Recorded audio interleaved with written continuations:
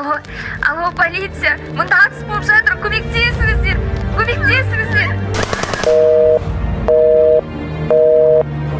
Кез келген уақытта, кез келген жерде қандай жағдай орын алуы мүмкін екендігін ешкімде болжай алмайды.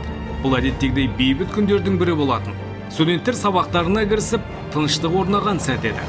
Қаруланған қылмыскерлер адамдар көп шоғырланған жоғарғы оқу орындарының бірінде қарулы шабуыл жасауға бағытталды.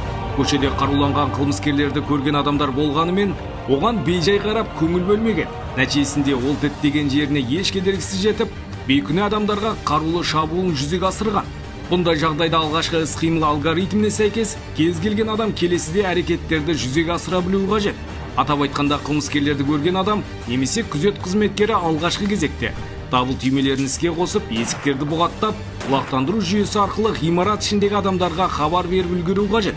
Объектінің дабыл түймелері міндетті түрде полиция және күзет қызметтерімен байланыстырылған болу керек. Бұғатталған есік бірнеше секундқа болса да қылмыскерлердің ішке кіруіне кедергі келтіреді. Осы қысқа уақыт аралығында сіз қасыңыздағы және ғимарат ішіндегі адамдардың қауіпті аймақтан қашып және олардың жасырынуына ықпал етуіңіз мүмкін.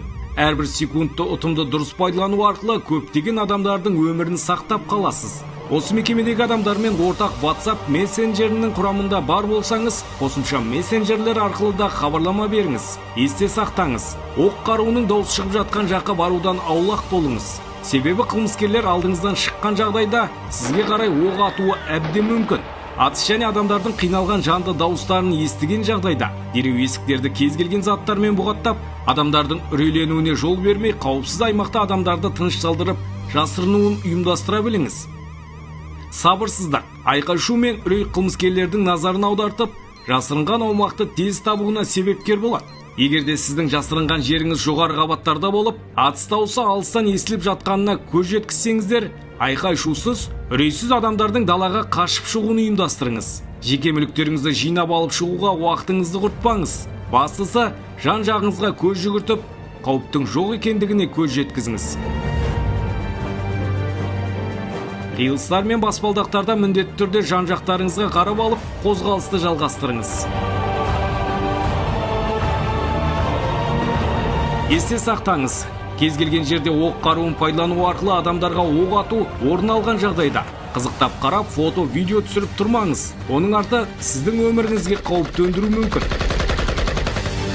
Атыс дауысын естіген жағдайда ол бағытта жүруді доғарып, қауіпсіз аймаққа қарай қашыңыз. Атыс дауысын ести тұра немқұрайлықпен қарау сіздің өміріңізге қауіп төндіру мүмкін. Қауіпсіз жерде есікті бұғаттап жасырынған болсаңыз, дереу шабуыл жайлы құқық қорғау органдарына хабар беріңіз.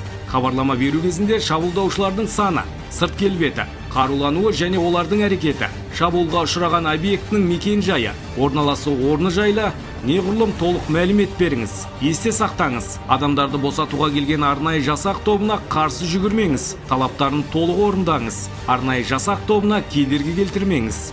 Кепілге алынған адам қылмыскердің талабына бағынып, оған қарсы шықпағаны жөн.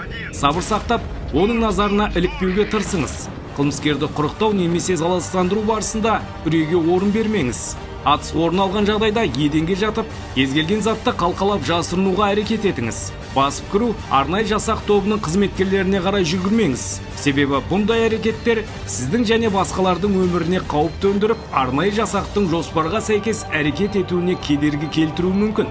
Есте сақтаңыз, қылмыскерлерді өздігіңізбен тоқтатуға әрекет етпеңіз. Тек басқа амал болмаған жағдайда қасыңызда қашып жасырынуға мүмкіндігі жоқ. Жасөспірімдер егде жастағы адамдармен мүгедектер болып, шабуылдаушы тарапынан тоқтаусыз оқ ату әрекеті орын алған жағдайда, яғни оның адамдарды кепілге алу ниеті емес, тек адамдарды жаппай қыруға оқталған анықталса, күш қолданудың кез келген тәсілдері арқылы сәл де болса кедергі келтіріп, айналадағы адамдардың қашып аман қалуына жағдай жасаңыз.